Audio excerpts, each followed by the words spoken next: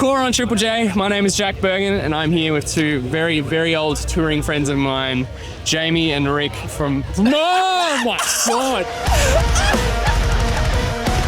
And I said friends. All right, we're off to a ripper start. This is amazing.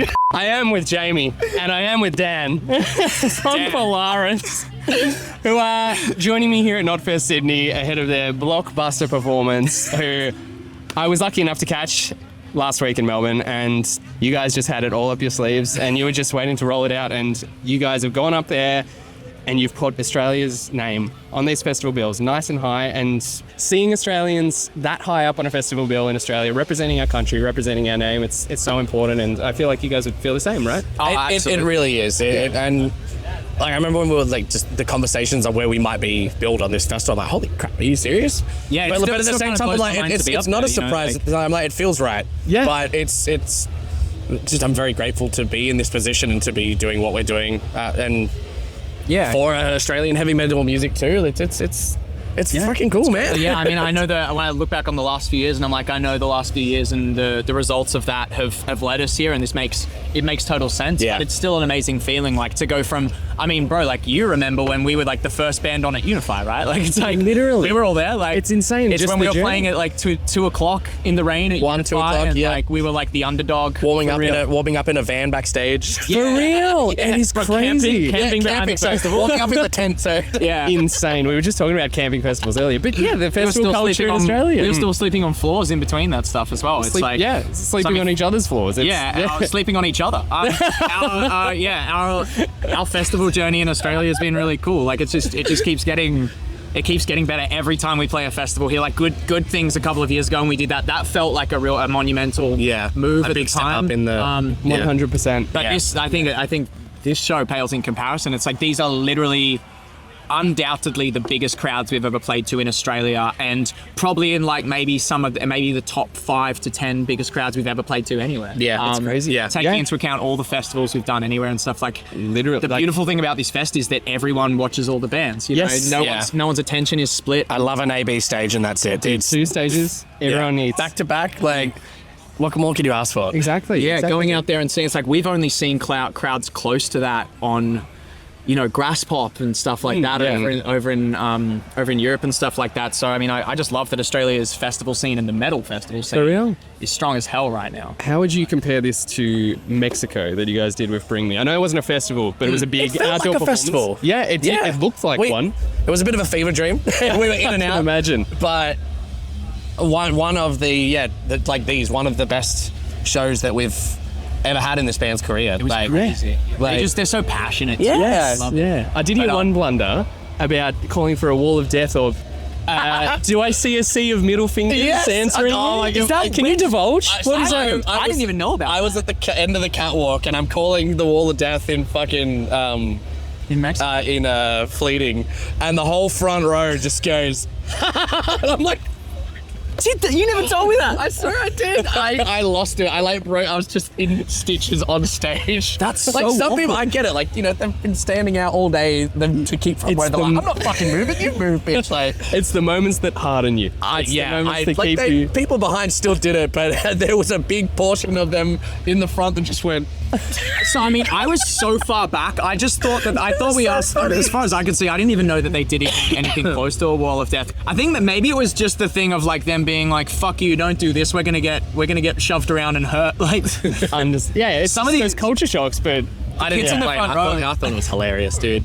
the kids in the front row from Bring Me as well are gonna be the kids that have waited all day. And they were. They've been at the front. They've been camping out from the night before. There were some campers. Yeah. Yes, yes. Yeah, Bring Me has that culture too. People Yeah, love that band that much, which it's is insane, so cool. isn't it? I mean, it's culture shock, but now you've brought it back here, and Yeah. we're hoping for a lot more, less middle fingers today. Look, at least we didn't have the what was that great one that Alpha Wolf had where they were playing with Lamb of God? All of death. Never know on the wall of death. I hate to throw Alpha Wolf under the bus with like one of the worst. Video, and I just had so much. It's such a good meme though. Like, it's such a good meme. It's the worst nightmare. It's hilarious. and it was big too. You're like, fuck, this is gonna look sick, and then nothing. Is that Just stayed open. I just don't know why they opened it up if they weren't going to close it. That's the weird thing. Like, But my favorite thing is Unreal. that Alpha Wolf posted it. They were like, "This is like the worst moment ever, but we have to share it." And You that gotta made have fun that with made it. it so funny. You gotta laugh, otherwise we've got a very rough situation on our hands. we've definitely had some like awkward mosh moments that haven't gone as like intended to, or some wall of deaths that haven't quite worked the same way, or even the other day we tried to get a wall of death that became a circle pit for some reason, which is funny because it was like, Yeah, Melbourne, what was that about? that was an odd one. I mean, we're not complaining, it looked great, No, it was but it was weird to happen in Australia because we're like, We we've just done a started wall. running. I'm like, what are you doing? No. It was funny because we've done a wall of death in that moment in that song for about like 7 years 6, now. 7 years like now, yeah. we've played that song was in the set so consistently for such a long time, and we've played very few shows without it. Yeah. The majority of Polaris shows have had a wall of death for like the last 7 years. So it's like it was funny to have a crowd not do that, but For real. they were still moving. It's what I love about festival crowds, though. Like, it's just a different type of energy, a different type of fun that they're having. Like, like you know, you see people doing the robo in the most weirdest don't get me started with points the in a robo. set, and it's they're just living, and Yes. they're just in the moment having fun. Like, and like, you know, Nah, they it's opened great. up for a wall of death and they're fucking running around in a circle. They're just having fun. They're Exactly. doing what they want to do, and I love they're it. enjoying their time, enjoying music. Like, Dude, my favorite thing that is- makes me happy. Like, when there's like a push pit and a circle pit trying to happen at the same time, it's like the festival pits are so chaotic. It doesn't work, but it's so comical. Like, Yeah. there was like 3 dudes on each other's shoulders playing like chicken fights, like in the middle of the pit. And I saw like when they start running in, there's guys on the shoulders just going, charge! Like, Your fans get the drill love it. now, is what you're saying. And I think finishing it all up at home, hometown show today. yeah, Yeah, I'm very, finale. very excited. I think, yeah, once again, these people get the drill. You've had them doing it for years now, for over a decade.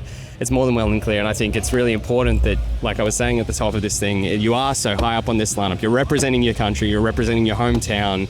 I just feel like it's a really special moment in Australian music history to have this, because it's been a long time Thank since you. heavy music festivals have had that grasp on the culture, and right now more than ever they really have. And Yeah, I yeah. think if there's a message that you wanted to convey to anything, it's just how strong of a position heavy music does have in Australia right now. Yeah. Do you agree? Yeah, And big time. It's Big wild because you see so many conversations about, you know, the like people theorizing that like rock music and heavy music is dying and will never be popular again, and it's like it doesn't really matter if it's being played on like the main charts, because like all that matters is who comes to the shows. Yeah, exactly. And I think it's been like that for years, and it'll probably stay that way. But yeah, more than anything, I think like heavy music is driven by the live industry more Yeah. than anything. For sure. And all like it just keeps proving that like if you keep putting on metal shows and the big metal bands keep coming out, like the people will come. Like 100%.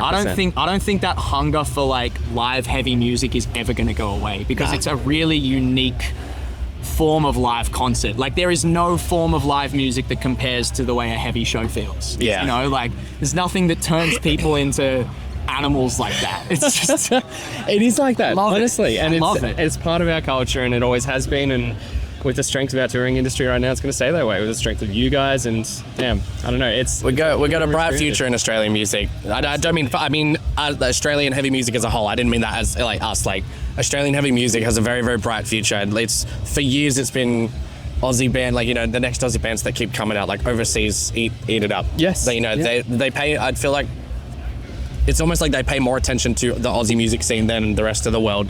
yes, yeah, I really feel like every time we go overseas, everyone's like, "What's in the water in Australia?" Like the bands that come out of Australia are just next level, and I'm very proud to be a little part of that conversation and 100%. a part of that legacy. Same as you boys, you know, like Yeah. it's I almost didn't want it's you to really get cool. to take that back, because you are the ringleaders at the moment. There is a gap in the middle of sort of these larger scale touring bands and the bands that are coming up, and I Yeah. think we're starting to delete that gap and just bring up this hope next so. wave, and Yeah, I think that's yeah. what we need more than ever. yeah. Yeah, there's definitely like, and I think I'm looking forward to in the next year seeing who comes up in the Aussie scene. Yeah, now, sure. like, you know, there's who's going to be the next band. Like now that we've had like Alpha Wolf doing so well, and we've had Thornhill doing so well, and you guys in your last year were doing so terrifically. Yes. Like, who's going to be the next band for us to get really excited about? I mean, we've got a great generation, and now I think there's like, now that those bands have jumped up a little bit, again, there's a new gap to fill, and we're just Yeah. like, who's going to be? I don't know. Yeah, it's time for us to take them there. Thank you guys for joining me, and Dude, thanks for I'm so having us, excited man. to catch it today. It's going to be massive. Always a pleasure. We're also excited to have you on the stage too. Yeah, baby. It's going Let's to be a go big round one. two, let's go. Round two, let's go. Absolutely.